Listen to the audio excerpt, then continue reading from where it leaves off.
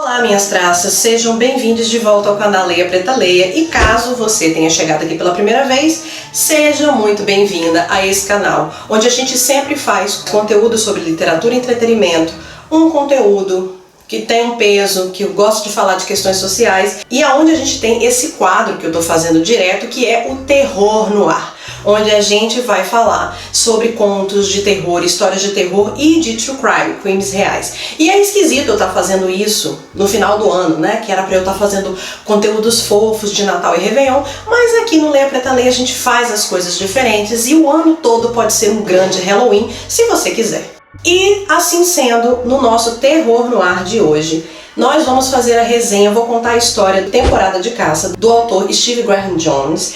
Esse livro é um livro lançamento de 2022 da nossa querida Darkside, a nossa querida Caveirinha, que enviou esse livro pra mim. Então esse vídeo de hoje vai ser uma parceria com a Darkside e a gente vai fazer uma resenha, vai contar a história desse livro, que é um puta de um livro de terror, muito do surtado, desse autor que é um autor americano de origem indígena. E o Temporada de Caça ele é um livro muito diferente, justamente porque as nossas personagens principais são todas indígenas e o livro é todo contado nesse universo dos contos e das tradições indígenas norte-americanas, né? Dos povos originais lá de onde é os Estados Unidos hoje. E esse é um livro muito diferente, então se você está me acompanhando nas minhas redes sociais, aliás, vou convidar-lhes para me seguir, né?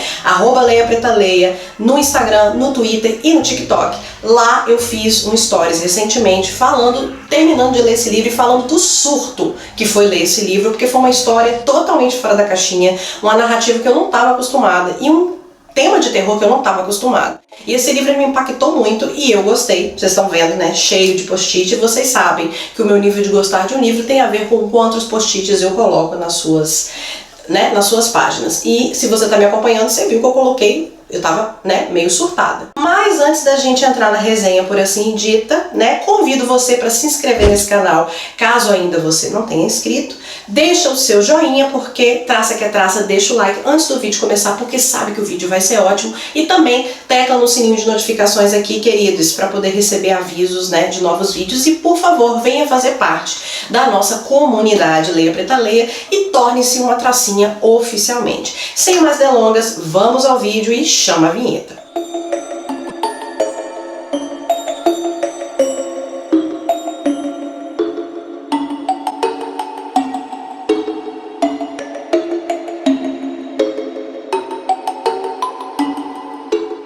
Tô um pouco chocada, tô um pouquinho chocada, tô lendo aqui Temporada de Caça, que a Darkside me enviou, que deve ser a resenha da semana que vem, e tô assim, um pouco fora do eixo, fora da casinha, como diria Arthur Aguiar. Esse é um livro, Temporada de Caça, ele é escrito por um autor indígena, e ele conta a história de indígenas do ponto de vista de um indígena, então tem um monte de tradições aqui que eu não conheço. Mas ele conta a história de indígenas, um grupo de indígenas, que caçaram cervos, mataram um monte de cervos, e aí eles são assombrados pelo espírito de uma das cervas, que morreu. 10 anos depois ela volta e começa a matar todo mundo. Gente, vocês têm noção? A galera que é vegetariana vai amar, né? Vegana, vegetariana vai amar, mas assim, eu tô um pouco fora do eixo, eu tô um pouco preocupada. É um dos livros mais nonsense, absurdos que eu já li. E é muito bom, tá? Mas assim, um pouquinho chocada. Bom, pessoal, vocês viram aí, né, como eu fiquei impactada com a Temporada de Caça. Eu fiz esse vídeo, eu tava na metade do livro e eu tava assim, sabe, num surto, porque é uma narrativa muito fora da casinha. E, gente, eu sou uma pessoa que lê um monte de livro de suspense e terror, e para um livro ser fora da casinha na área de terror e suspense, ele tem que ser muito fora da casinha. E Temporada de Caça é assim.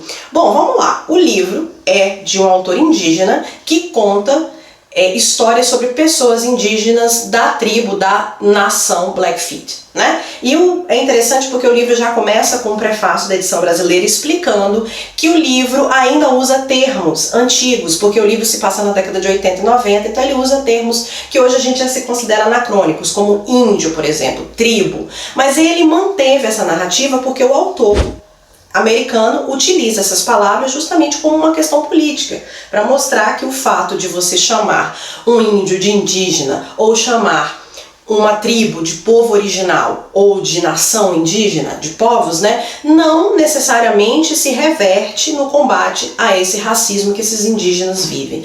E é interessante porque eu tô sempre lendo histórias de negros, né, e às vezes a gente esquece que outros povos também são super vítimas de racismo. E eu tô para te dizer que, pelo que eu li nesse livro, a situação dos povos originais americanos, norte-americanos, é pior do que dos povos negros, né? O impacto que esse racismo teve na vida deles pode ser pior do que o pessoal negro, que ainda teve algumas ações afirmativas, né, nos Estados Unidos. Aqui no Brasil eu não vou nem dizer nada, né? Você ser índio, você ser indígena é praticamente um risco de vida. As pessoas estão sendo dizimadas. Percentualmente foram as etnias que mais morreram de Covid. São atacadas pela legislação o tempo todo, são consideradas inimigas e, como os povos pretos, né, os povos amarelos, os povos indígenas, eles são cercados de estereótipos, são cercados de preconceito. Então, o que acontece? No nosso prefácio, o Leandro Durazzi, né, que é o doutor de antropologia social que escreve o prefácio brasileiro, o que ele diz? As palavras, como fica cada vez mais evidente, trazem consigo uma série de marcas históricas, sociais, às vezes preconceitos e discriminações. No caso dos povos indígenas, sejam de que parte do mundo forem, essa história de preconceito e etnocentrismo se revela nas relações linguísticas que os envolvem. Chamar de índio ou indígena, tribo ou povo. Mas também nas situações sociais que, por vezes, trazem palavras belas e sensíveis, mas nem sempre favorecem a garantia de direitos sociais dos povos. Um exemplo brasileiro. Temos uma legislação bastante consistente sobre direitos indígenas, escrito desde a Constituição de 1988, e nela está prevista a garantia e o reconhecimento dos direitos fundamentais dos povos originários, dentre eles o direito à terra. Se as palavras fossem suficientes para garantir a efetivação dos direitos sociais, todas as terras indígenas já estariam demarcadas e seguras. Mas o Brasil, como todos os países coloniais, segue desrespeitando esse direito e muitos povos indígenas sofrem dia a dia pela inação do poder político. O preconceito contra os povos originários e o racismo estrutural, tanto aqui como na história de Stephen Graham Jones, lamentavelmente seguem vivos. Mas felizmente, os povos indígenas também seguem vivos, firmes e combativos na luta por seus direitos. Eis uma luta fundamental para o futuro do mundo. Então o que esse cara quer dizer? Ele quer dizer assim, que o fato da gente só mudar a língua não muda a estratégia, mas já é uma mudança, né? Você mudar a forma como se você refere a essas pessoas, que índio ainda era uma questão muito pejorativa, né, daquela coisa de como os portugueses chamaram, né, e aí você não chama de tribo, você chama de povos, né, porque chamar de tribo tem essa marcação etnocentrista, mas não necessariamente isso gera realmente uma mudança social. Então ele traz essa questão justamente para explicar por que o autor continua se referindo como índios ao invés de povos indígenas, tribos ao invés de nação. Mas vamos ao enredo dessa história. Bom, por que essa história é tão fora da caixinha? Por que é questão de terror? A gente está falando de 4 homens indígenas que são adultos nessa história, são jovens indígenas do povo Blackfeet, que fica hoje numa reserva aonde eram as terras dele, que eram terras enormes no norte dos Estados Unidos, e hoje eles ficam dentro de uma reserva indígena, porque a gente sabe que os povos indígenas, tanto aqui quanto lá, foram super dizimados, foram mortos, houve uma política estatal de dizimação desses povos, e os que sobraram ficaram nessas reservas, onde eles têm, entre aspas, o direito de preservar seu costume, mas assim, de uma forma muito, quase como se fosse um gueto. Tipo assim, fora daquela reserva eles não têm nenhum tipo de segurança, e é muito interessante quando esse autor coloca tanto estereótipos indígenas, do fato do indígena ser perigoso, assim como o homem negro ser perigoso, mas também de impactos da colonização e dessa dizimação desses povos em cima desses povos atuais. Então são 4 homens jovens indígenas que têm aí seus 20 anos e eles estão no final da temporada de caça. Temporada de caça era ali, porque os povos indígenas americanos, eles são diferentes dos brasileiros, porque o clima lá é muito mais rigoroso no norte, então eles não são agricultores, isso se fala várias vezes, eles são povos caçadores e muito nômades, né? Então eles vão lá e caçam rebanhos. Para quem é vegetariano, e tem até uma personagem no livro que é vegetariana, né? E um dos indígenas se torna vegetariano, é um pouco agressivo. Mas a gente tem que entender que a cultura desses povos e o fato de que eles não são predadores, eles caçam caçam esses cervos, esses alces, para se alimentar, para ter alimento para uma cultura, para uma população indígena inteira durante os meses de inverno. Só que esses moleques, eles são meninos indígenas aí que estão vivendo com todos os problemas dos indígenas nos anos 90, que é o quê? Alcoolismo, tráfico de drogas, estão todos drogados, todos viciados em entorpecentes e tal. E eles são meninos errados ali, que estão errando pela vida e em determinado momento, no último dia da temporada de caça, eles abatem um rebanho inteiro de cervos. Eles abatem 9 cervos. E aí, como eles são punidos, o que acontece? Eles não podem ficar com esses cervos, eles têm que jogar as carcaças fora. E uma das cervas que estão, cervas, né? Não sei como é que fala, que estão sendo abatidas é uma jovem cerva que está prenha com o bezerrinho dela. Então, um desses meninos fica muito apavorado com aquilo que acontece, e aquele desbunde que eles fizeram no último da temporada de caça é muito mal visto, porque eles simplesmente pegam as espingardas e matam o rebanho inteiro sem necessidade nenhuma, apenas meio que por diversão de jovens, sabe? Sabe como a galera bebe e vai fazer arranque, vai disputar corrida na rua? Pois é, eles bebem e resolvem ir matar um monte de cervos, e isso para a cultura deles é muito invasivo. E aí, 10 anos depois, 2 deles fogem da reserva indígena, 2 deles ficam, e eles começam a ser assombrados pelo espírito de uma serva, de uma dessas servas. Então é isso, gente, é um negócio muito fora da caixinha, porque é o espírito de uma serva que é incorporada numa mulher com cabeça de cervo, que começa a assombrá-los de uma forma que começa a acontecer desgraça na vida deles. Então um deles morre poucos meses depois, numa situação em que um cervo destrói carros no estacionamento, isso logo nos primeiros capítulos, antes da gente saber o que aconteceu nessa temporada de caça, e ele acaba sendo culpado pelos brancos que estão no bar, pela destruição daqueles carros, e ele é espancado até a morte. E aí aparecem várias manchetes de jornal como índio é espancado até a morte após briga de bar. Cara, é um negócio assim assustador. E todos eles vão ser assombrados por aquele espírito de cervo que acaba provocando acidentes horrorosos e um monte de gente morre. Começa a morrer pessoas da família desses caras 10 anos depois. Eles são assombrados pelo espírito dessa serva morta, porque eles, além de matar, eles mataram ela e o bezerrinho dela. E o corpo é jogado fora, sabe? Aquela coisa do ato. Então, eles são muito assombrados. Tá. O livro tem essa acepção assustadora de ser assombrado por esse espírito dessa serva. Mas, gente, é uma história de terror dentro de uma história de terror. Porque qual é realmente a história de terror? O impacto que a colonização e a dizimação dos povos indígenas teve nesses povos indígenas nos dias de hoje.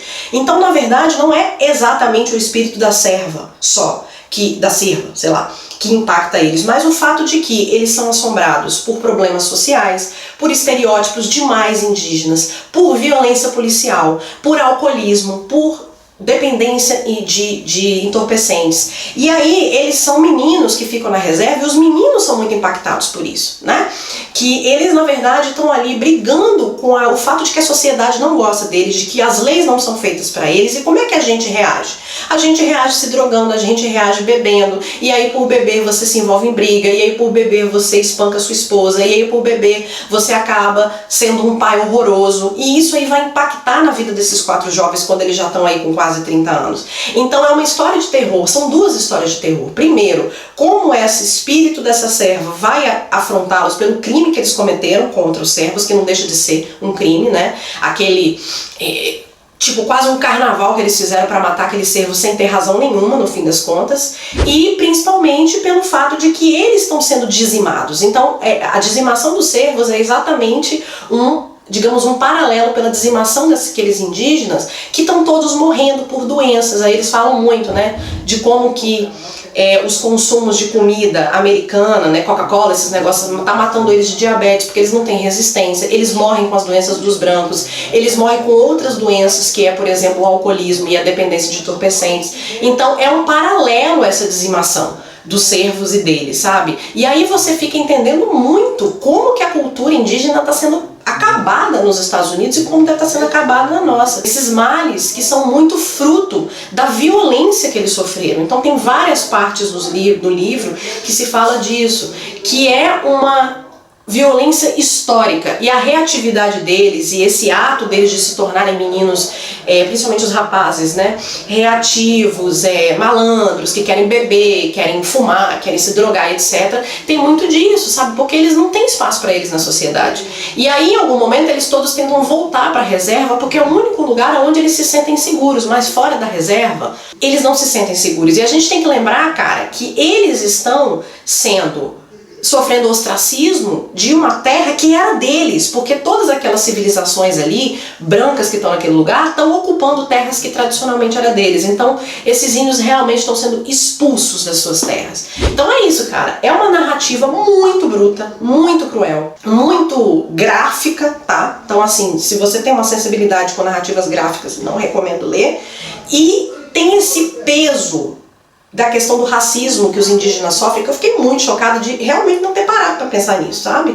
E de ter uma coisa reacionária, não reacionária, reativa deles. Ressentimento pela violência que eles vêm sofrendo nos últimos 500 anos, tá, como os brasileiros, e aí eles têm essa coisa muito de se negarem, os meninos, né?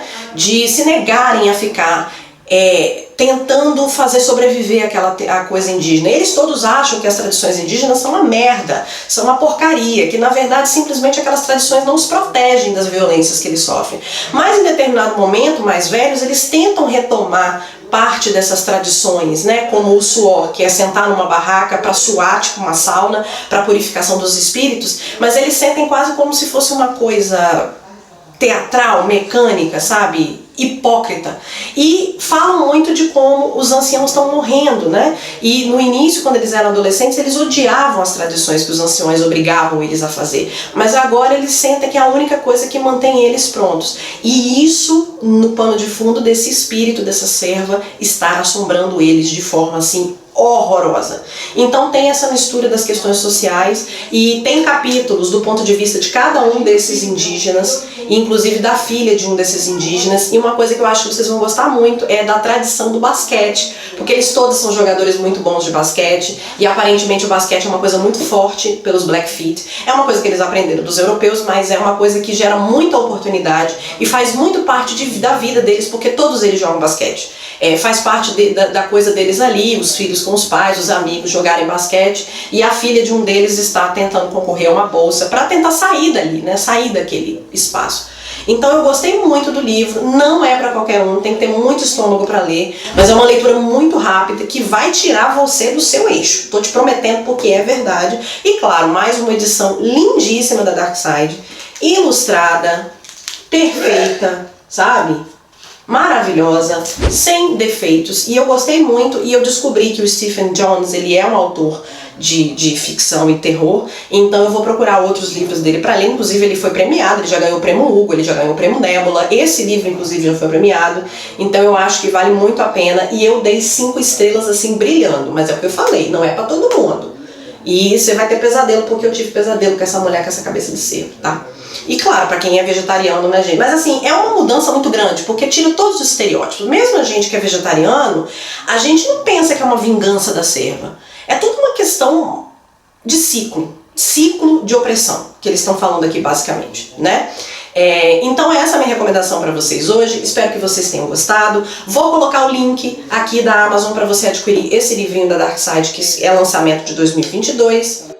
Peço a você, mais uma vez, que me siga nas minhas redes sociais, @LeiaPretaLeia, no Instagram, no TikTok e no Twitter. Vamos fazer uma força para chegar a 5.000 seguidores no TikTok ainda em 2023, então vá lá me conhecer e siga, porque lá eu coloco muito mais programações do que aqui no YouTube, e eu coloquei todos os links aqui na caixinha de descrição para você poder me seguir. Mais uma vez, eu convido você para se inscrever nesse canal caso não seja inscrito, e deixar o seu like e compartilhar esse vídeo com seus amigos e família, e avisar vocês que nessa quarta-feira nós vamos ter o último vídeo do ano, e vai ser um vídeo muito especial que vai envelopar esse ano e fechar pra gente começar 2023 em outra energia. Era isso que eu tinha para oferecer para vocês hoje. Fico por aqui, beijos e até quarta-feira.